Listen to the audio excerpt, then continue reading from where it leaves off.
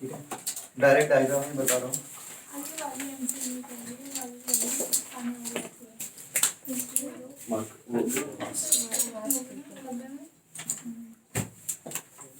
ठीक है,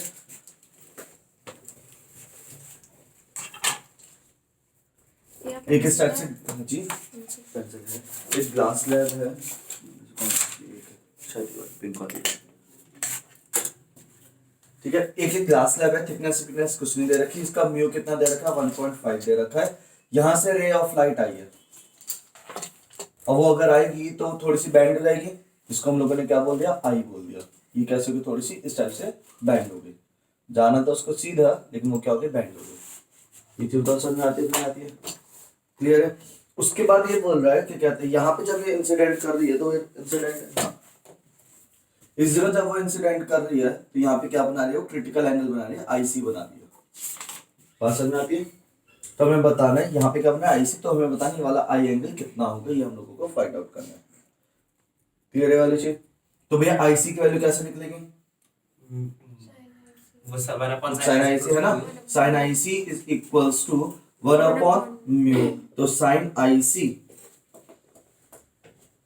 is equals to 1 upon 1.5, point हटाया 0 बढ़ाया, ये क्या हो गया 2/3 हो गया, है ना, सही लिखा है ना, 0.666 हो गया। ठीक है, आईसी की वैल्यू तो हम लोगों ने देखी 42 आती है देखो, इसमें कितने आ जाते हैं आपकी 42 डिग्री। आप ग्लास के लिए चेक कर लेना, ये वैल्यू हमेशा कितनी आएगी, 42 के आसपास आएगी, 48 पॉइंट नहीं, ये क्वेश्चन यही था, बस डायरेक्ट क्वेश्चन था। हमें ये दे रखा था, एक ग्लास स्लैब थी, ray of light incident on a air glass slab such that when it reflect inside it makes angle of it makes critical angle, बस इतना दे रखा था। क्लियर है वाली चीज, डायग्राम था, उसके अलावा कुछ फाइंड द वैल्यू ऑफ आई ये बताना था हम लोगों को। हाँ ठीक है, 0.66 की वैल्यू देखना कितनी आ रही है साइन में, और ये वैल्यू याद कर लेना हमेशा इसके लिए। है लीड नहीं है, डायरेक्ट हो जा रहा है, अरे लीड नहीं है कह रही अरे लीड नहीं है, मुझे लगा लीड नहीं है, अरे खत्म हो गया। भैया सुनिए, एनसीईआरटी का एक क्वेश्चन था ना, आपने कहा था कि घर जाके कर लेना, नहीं हुआ, वो नहीं हुआ, बहुत बड़ा 48.8 साइन आईसी की वैल्यू हाँ पक्का 66 आ रही है ना, 64 के लिए 42.7 है, पर उसके लिए नहीं, सॉरी क्या 1.25 दे रखा है यहाँ पे, फिर भी आपका क्वेश्चन चेंज जाएगा थोड़ा, फिर ये वैल्यू मत रखना, ये वाली वैल्यू नहीं मिलती है, पक्का 1.25 है। हाँ ठीक है, हाँ तो 1.25 हो जाएगा, 1 अपॉन 1.25, पॉइंट हटाया 0 बढ़ाया 2, 5 25 से गया 4 बार, 25 से गया 5 बार, और ये क्या आ गया 4/5 यानी 0.2। अब देखो 0.2 नहीं 0.8 1/5 0.8 क्या क्या बस बस हाँ 0.8 शुरू हो गया, 0.8 53.2 53.2 यानी आईसी की वैल्यू कितनी आ गई यहाँ पे 53.2 डिग्री। ये जो बताओ सर में आता है कि नहीं आता, क्लियर है वाली चीज। हाँ अब आगे करते हैं, साइन आईसी निकल गया, अब ये आईसी निकला है। अब एक चीज समझना ध्यान से,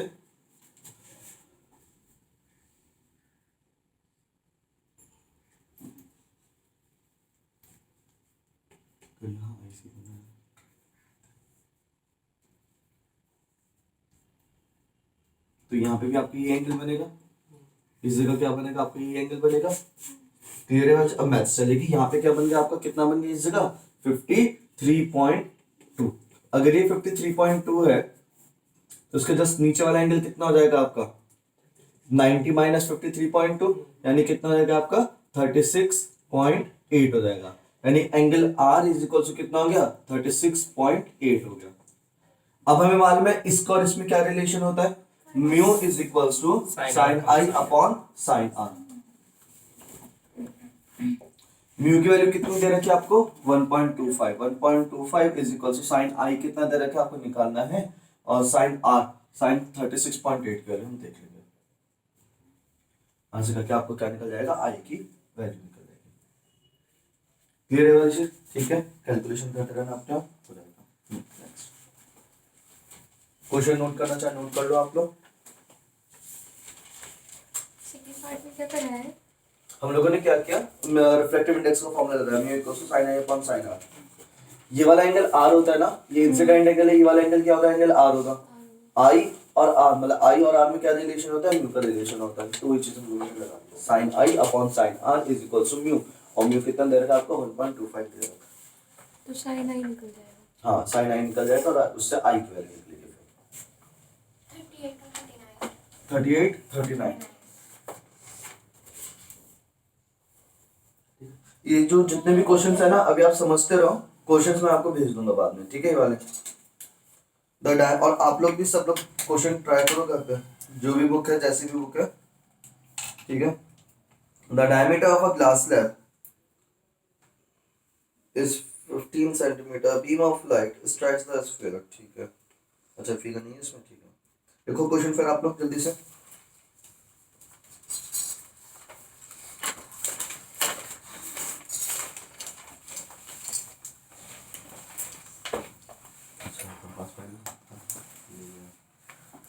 पेंसिल है नहीं,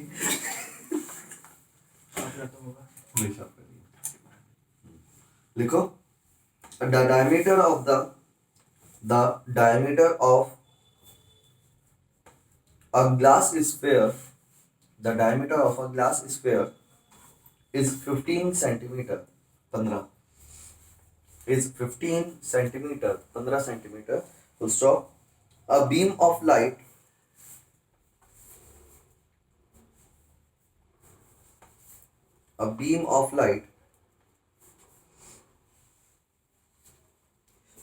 which converges at a point, which converges at a point 30 centimeter behind the pole, 30 centimeter 30 centimeter behind the pole, ठीक है, behind the pole। Find the position of image, find the position of image if refractive index of the sphere is 1.5। Figure देखो, बनाओ, इसकी कोशिश करो कैसे बनेगी। Refractive index of sphere is 1.5, sphere का रिफ्रैक्टिव इंडेक्स कितना दे रखा है, 1.5 दे रखा है।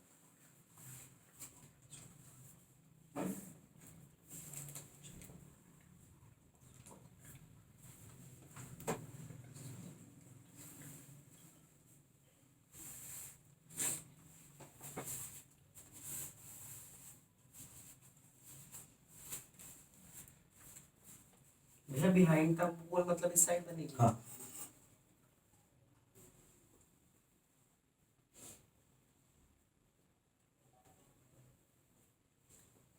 चाहे तो आप लोग न्यूमेरिकल्स के लिए ना पीछे वाला पोर्शन यूज कर लिया, कोई अलग कॉपी बना लो, क्योंकि अगर ऐसे बीच बीच में न्यूमेरिकल्स होते रहेंगे तो आपके नोट्स डिस्टर्ब नहीं होंगे फिर, ठीक है।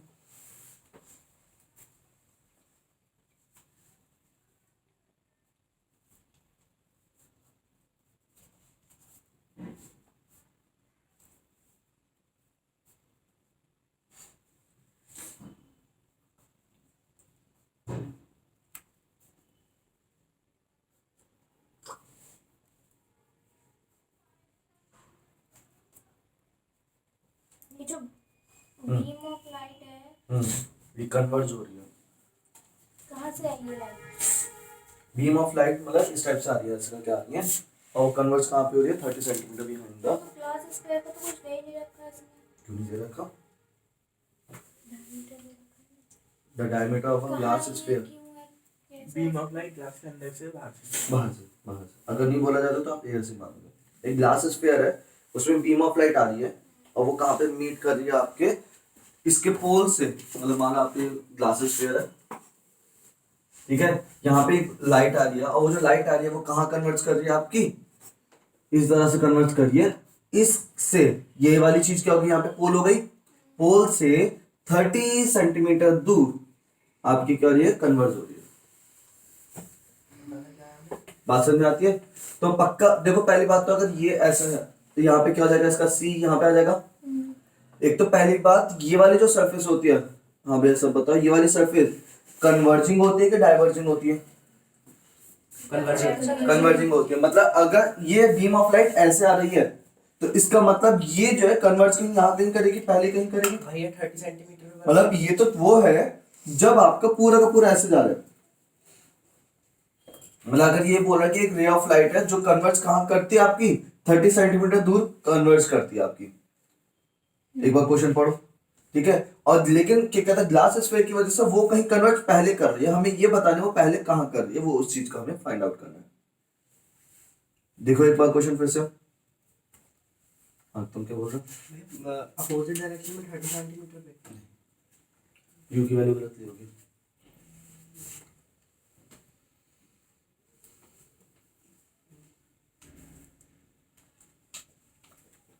सर यू तो इन्फिनिटी होगा ना, क्या चीज? यू इन्फिनिटी होगा। नहीं, यू इन्फिनिटी नहीं होगा, यू आपको वो वाला पॉइंट होगा। इन्फिनिटी होता तो पैरेलल आती है।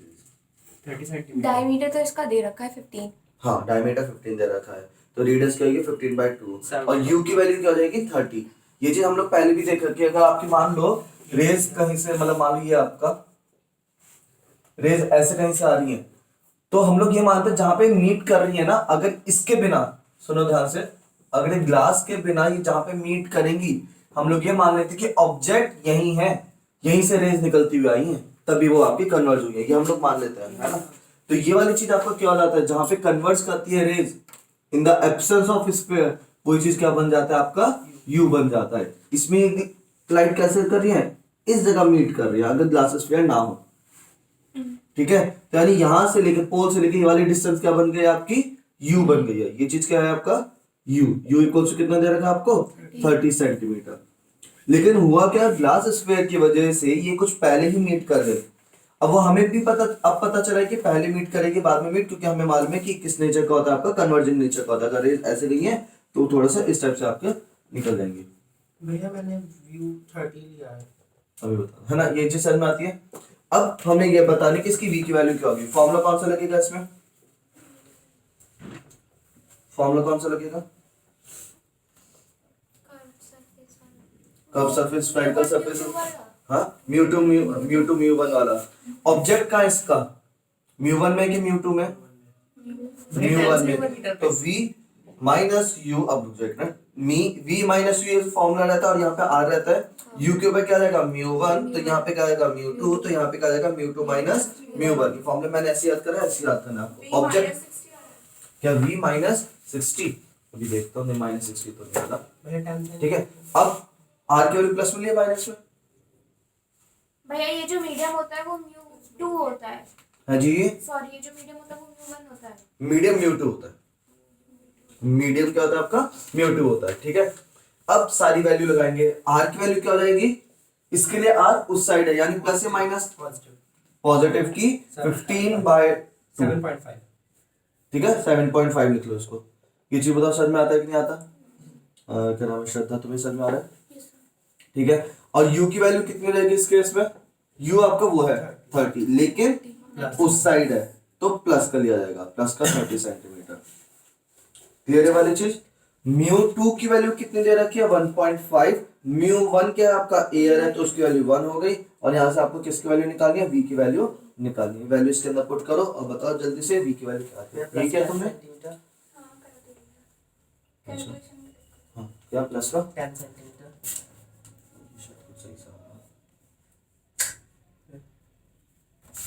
15,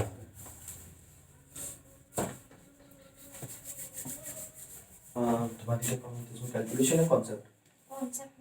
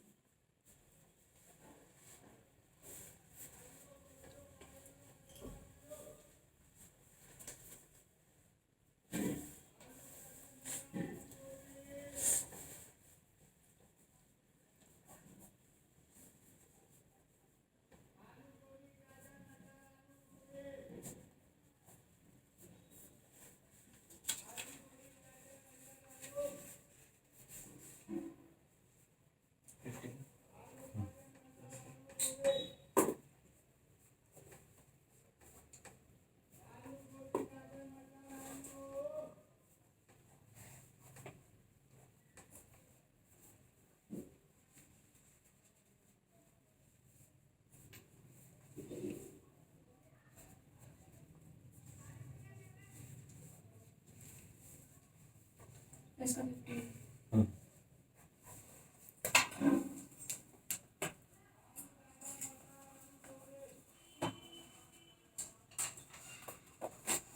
हो गया 15 सेंटीमीटर।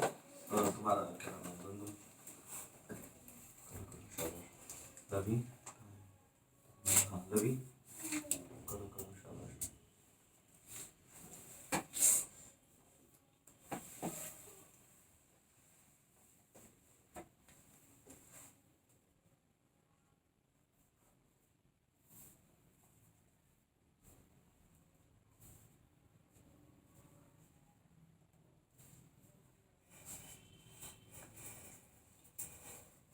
खाली इंसान शराब के दिमाग। हाँ नहीं मैं बराबर, चाहे बहुत सही भरा है लेकिन भरा हुआ है। और बता।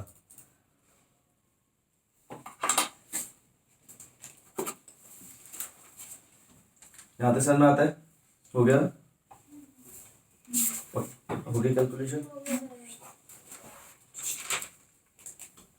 कैलकुलेटर से तो उसको दिखा दिया आज लोगों ने। अच्छा। हाँ नेक्स्ट क्वेश्चन लिखो जल्दी से, तुम्हारा हो गया। Next question, what curvature must be given to the what curvature must be given to the what curvature must be given to the bounding surface, what curvature must be given to the bounding surface mu equals to 1.5 Must be given to the bounding bounding. What curvature must be given to the bounding surface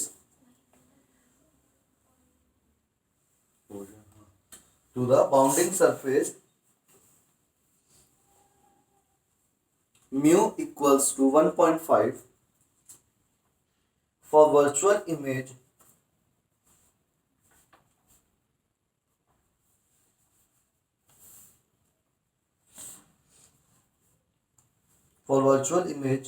of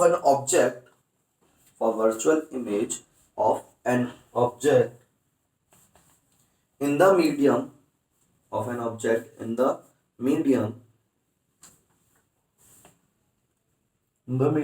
mu equals to 1 at 10 centimeter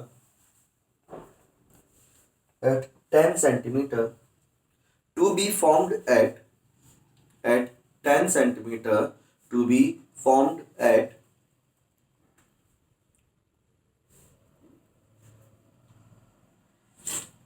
a distance of 40 centimeter.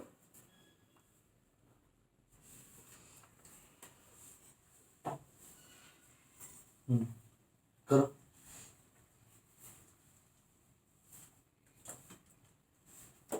एक तो पहली बात, curvature जब भी बोला जाता है तो कर्वेचर मीन्स उसका रेडियस या फिर डायमीटर कुछ भी आप निकाल सकते हो, ठीक है। मेंशन कर देना कि रेडियस है या वो का या डायमीटर है उसका। 10th क्लास तक कर्वेचर उसको डायमीटर को बोला जाता था, इसको जो डायमीटर है वो यूज कर कर्वेचर होता है, ठीक है।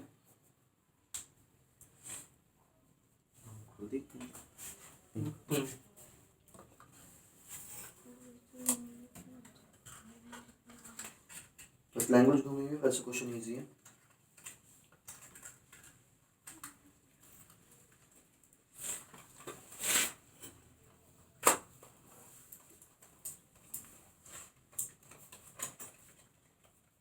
इमेज जो है वो 1.5 वाले मीडियम में है। हाँ, और इमेज का तो अभी हमें देखना भी, इमेज देखना नहीं इमेज तो वन में होगी, वर्चुअल है ना, क्योंकि वर्चुअल इमेज है तो उसी में है। ऑब्जेक्ट आपका म्यू 1 में है और मेन चीज हमें ऑब्जेक्ट की देखनी होती है मीडियम। इमेज का मीडियम कभी कोई चेक नहीं करेगा, ठीक है, वो आपको कंफ्यूज कर देगा।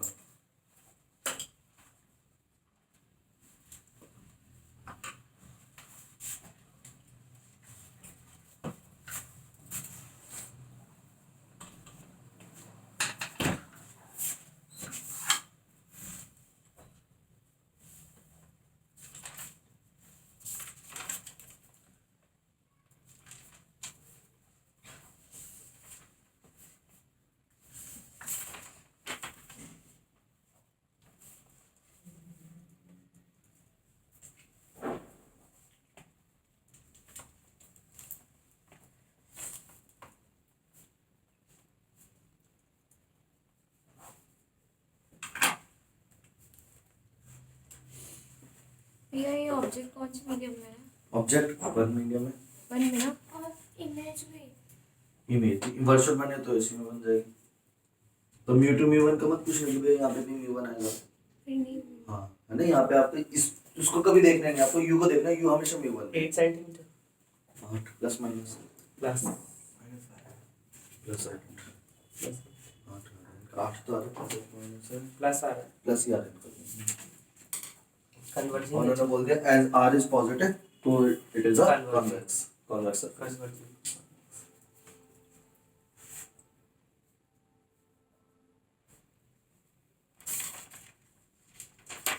और फिर पूछा जाता है आगे के जैसे हम लोग लाइंस बनाते हैं तो उसकी पावर कितनी होगी, उसकी फोकल लेंथ कितनी होगी।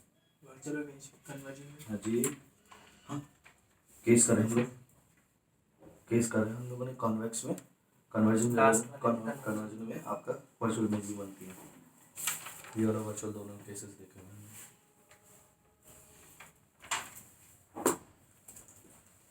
ठीक है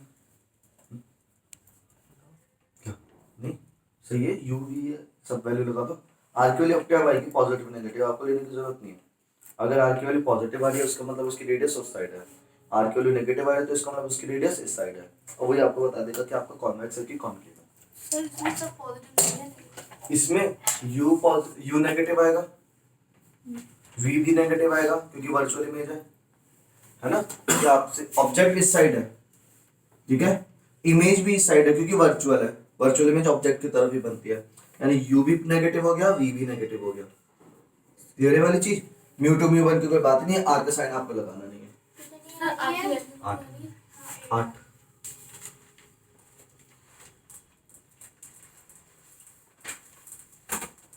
हाँ हो गया तुमसे समझ में आ गया। ये वाला क्वेश्चन तो 39 था। हाँ।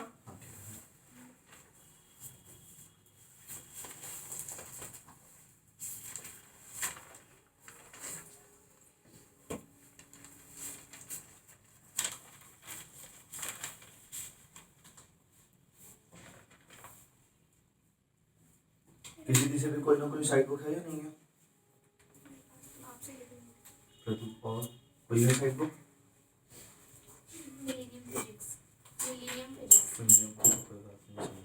लेकिन तो वो है ना शायद उसकी दिनेश ना ये नहीं आया।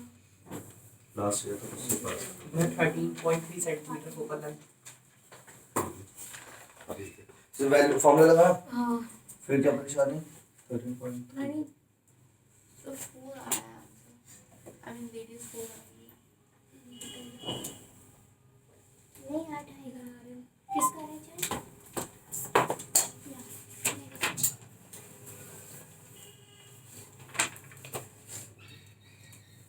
लेंस फॉर्मूले को लगाना था। नहीं वो तो सही है, lens makers formula lens makers formula लगाओ।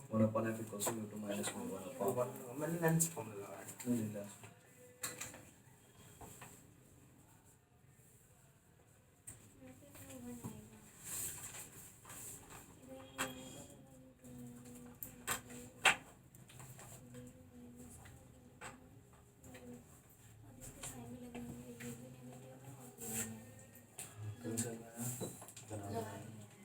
हो गया नहीं ये होगा ना। तो इस में आया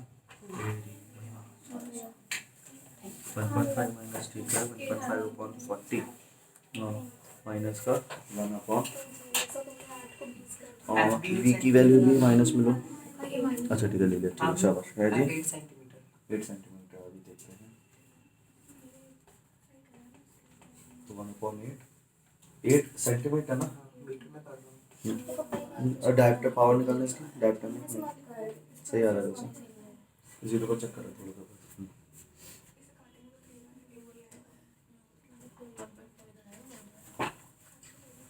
इसका गदी हुआ 12.5 रहा है तुम्हारा वो भैया। हो गया या हो कर रहे हो? 12.5 12.1 अपॉन 8 की वैल्यू 12.5 नहीं सेंटीमीटर से मीटर में किया ना 100/8 किया। म्यू 2 होगा ना, मीडियम वाला 100/8 किया।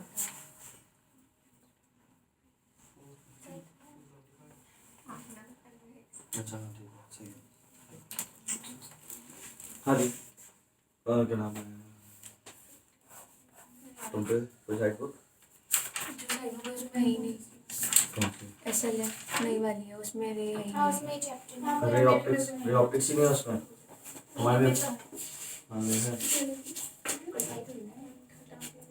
बुक ली थी फोटो सेट करवा ली थी बुक ली थी मैंने। फोटो सेट करवा ली थी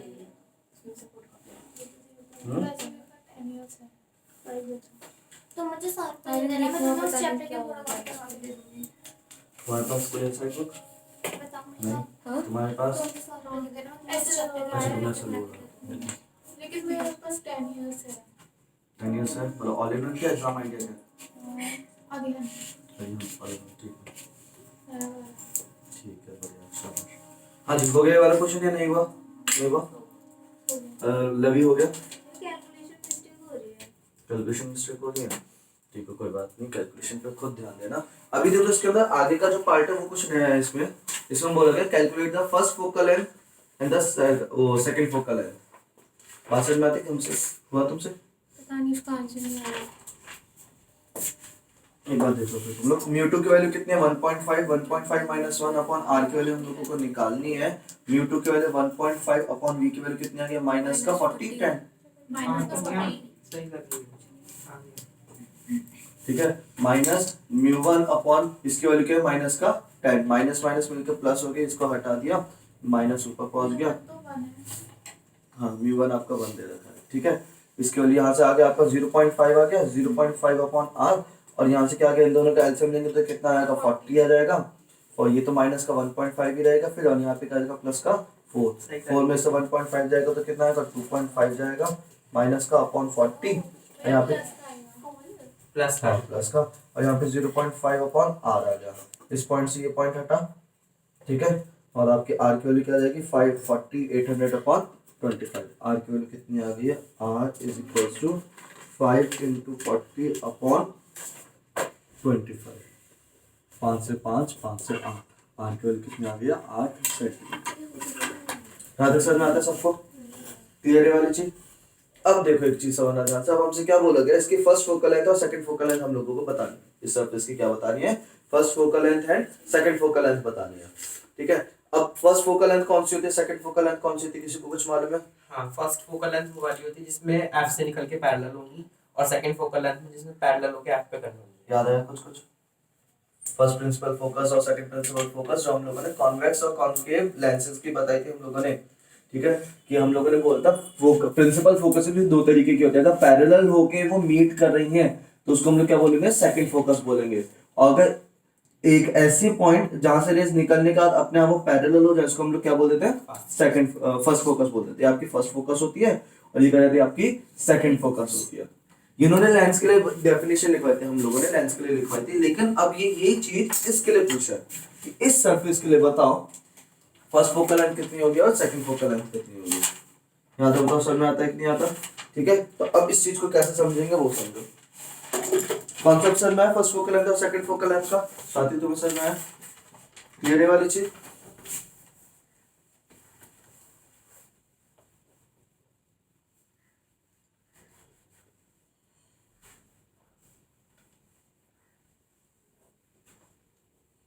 हाँ तो एक चीज समझना ध्यान से अगर हम लोगों ने माना ये हमारी सरफेस है फर्स्ट फोकल निकालने के लिए यहाँ पे एक ऑब्जेक्ट रखा होता है ठीक है और उससे जो रेज निकलेंगे वो कहाँ जाएंगे आपकी पैरेलल जाएंगे ये चीज बहुत समझ में आता है कि नहीं आता ठीक है तो हम लोगों ने माना ये जो u है ये क्या हो गया ये ऑब्जेक्ट हो गया ये u क्या हो गया ये जो u है ये किसके बराबर हो जाएगा f के बराबर हो जाएगा और v कहाँ आएगा इसका बताओ v की वैल्यू क्या हो जाएगी इसमें इंफिनिटी हो जाएगी क्योंकि रेज क्या जा रही है आपकी पैरेलल जा रही है ये दो चीज समझ में आती है कि नहीं आती है फर्स्ट फोकस निकालने के लिए हम लोगों ने u को क्या रख दिया f के बराबर रख दिया और इसकी वैल्यू क्या रख दी हम लोगों ने v की वैल्यू क्या रख दी इंफिनिटी सेम फॉर्मूला लगाएंगे हम लोग mu2 minus mu1 upon r mu2 minus mu1 upon r is equals to mu2 upon v minus mu1 upon u r की वैल्यू अब हमें मालूम है कितनी है 8 सेंटीमीटर प्लस का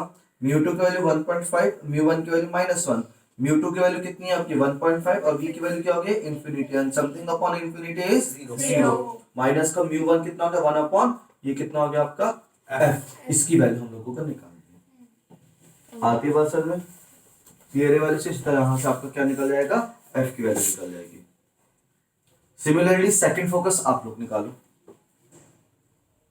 सेकंड फोकस की वैल्यू बताओ कितनी आएगी, आप फर्स्ट भी कैलकुलेट करो और फिर सेकंड फोकस भी बताओ।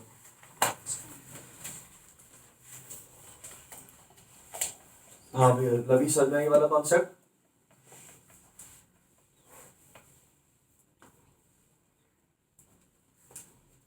फर्स्ट फोकस है, ये फर्स्ट फोकस है क्योंकि अब रेज निकल के पैरेलल हुई है तो फर्स्ट फोकस है।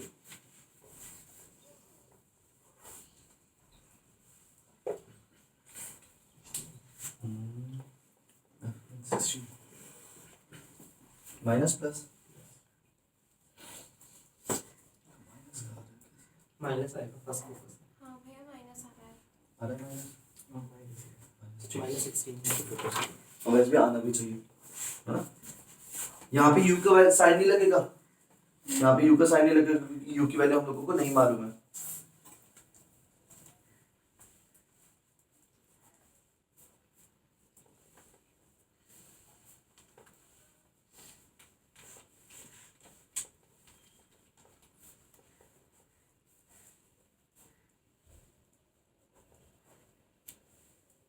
सेकंड फोकस कितना आ रहा है? हाँ बताओ 24 plus minus yes. First calculate कर लियो या बस कॉपी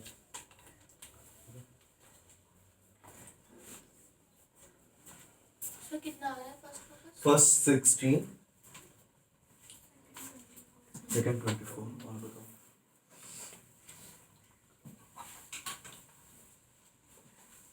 थोड़ा और आगे।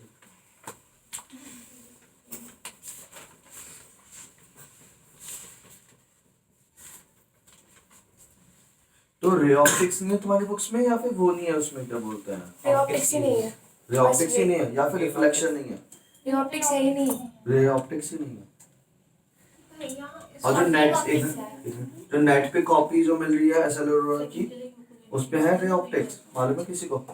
नहीं मालूम, ठीक है चलो हाँ बोलो। भैया इसमें भी ये ऑप्टिक्स है, दो मीडियम का दे रखा होता है, तीसरा दे रखा होता है, इसमें तो होता है ना क्वेश्चंस। तो कौन सा ये जो इस पे सर वो पहले वाले में भी हाँ बोल ये रही ये वाला? हाँ इसमें जो सर्कल मतलब वो बनाना है स्क्वायर, ये वाली चीज बता दीजिए इसमें कैसे निकालते हैं। अच्छा ए mu G M mu G, अच्छा अच्छा ये चीज लिख लो। सिंपल, बहुत छोटा सा क्वेश्चन है ऐसी, छोटा है हाँ बहुत छोटा सा। हाँ यहाँ पे नहीं नहीं आ जाएगा आ जाएगा, हाँ हाँ है क्वेश्चन में छोटा, सॉल्यूशन में छोटा, सिंपल एक छोटा सा कॉन्सेप्ट है उसमें, इसको दूसरा क्या बोला मैंने, क्वेश्चन छोटा सा क्वेश्चन देखो, refractive index of glass with respect to air is 1.5,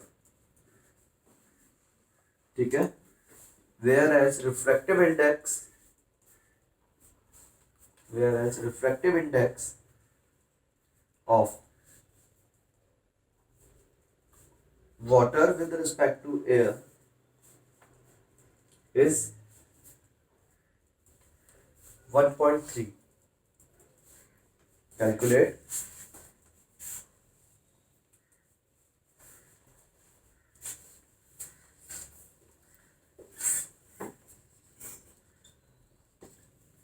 दोनों चीजें, पहले ये निकालना, पहले करो।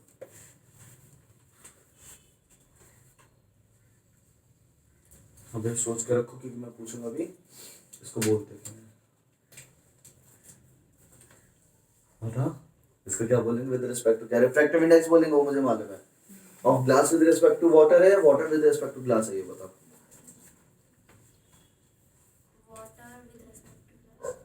और बताओ कोई, इसी चीज को हम लोगों ने क्या बोला था, हम लोग इस चीज को क्या कर सकते हैं, घुमा घुमा के कैसे भी लिख सकते हैं, W mu G, W mu G,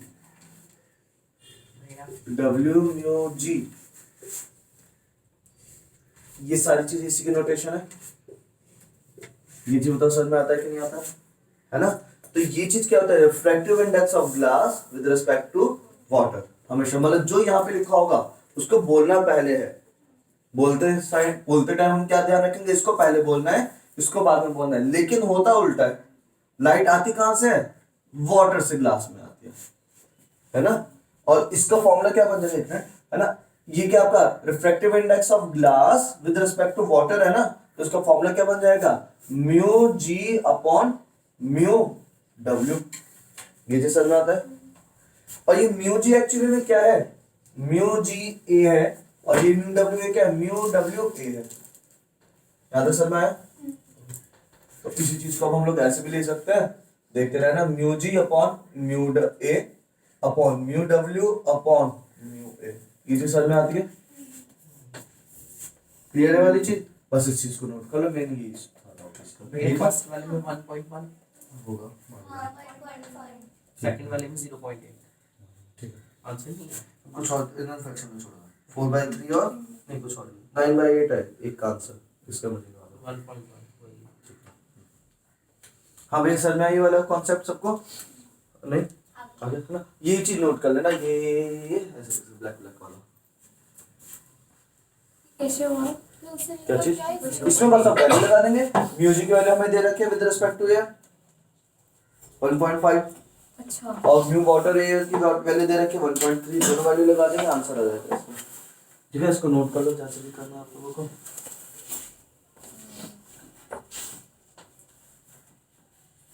ठीक है, अभी आज तो पक्का, आज तो मैं पक्का तुम लोगों को दे दूंगा, क्या क्या बोलते हैं, वेव फ्रंट वाली जो चीज थी, ठीक है, वो दे दूंगा, उसको नोट कर लाना। भैया क्या हमारे पेपर कब है इसका? बताओ, सैटरडे या मंडे? मंडे नहीं, इसी हफ्ते आज में क्या है? ट्यूसडे आज। वेडनेसडे ठीक है, तो सैटरडे, संडे शायद मुश्किल है मेरा, तो फिर मंडे रख लो। जल्दी बला टलेगी, सैटरडे हाँ? जल्दी बला टलेगी। सैटरडे हाँ ठीक है, सैटरडे को टेस्ट है आप लोगों का। आओ पूछो, होगा टाइम, पूछो टाइम हो गया, तुम अकेले पूछते हो। जाओ जाओ जाओ। ये 8th वाला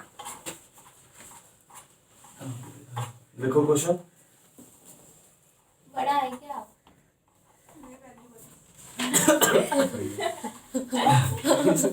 बहुत छोटा सा क्वेश्चन, कहाँ पे लिखना तुझे बता, एक मिनट। हो जाएगा। इसको नीचे वाली चीज को यूज कर लेना, बीच में जाकर लिखो, the focal length of concave convex lens, पहले भी खत्म हो गया वाला the focal length of concave convex lens, इसने मारा था, the focal length of concave convex lens is, नहीं इज नहीं है, of radii 5 centimeter and 10 centimeter of radii 5 centimeter and 10 centimeter is 20 centimeter. लिख रहा बाद में आएगा, चलिए बोलते is 20 centimeter. ठीक है, full stop. What will be its focal length in water? What will be its focal length in water? If refractive index of water with respect to air, if refractive index of water with respect to air is 4/3, 1.3 बात हुई 4/3 क्या reflecting index of water with respect to air is 1.3 लिख लो या 4/3 लिख लो, कोई भी चीज लिख दो, दोनों चीज सही है। करो, ट्राई करो फिर जल्दी से।